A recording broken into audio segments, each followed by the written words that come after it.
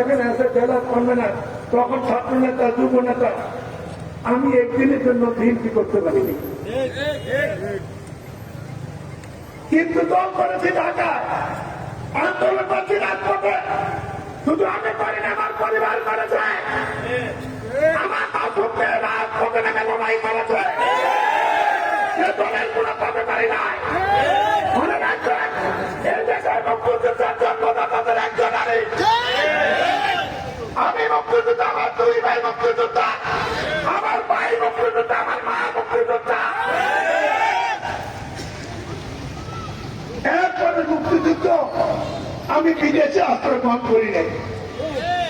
পুরাকালে যত সম্ভব দলীয় দায়িত্ব প্রত্যেকটি অক্ষরে অক্ষরে পালন করেছি জীবনের ব্যাপারটা।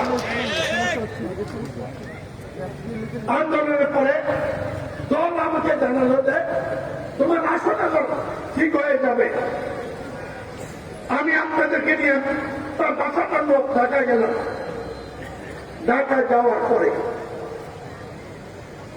নির্বাচন কমিশন ভয় পাচ্ছে, আপনি এত লোক কমিশনে যাবেন।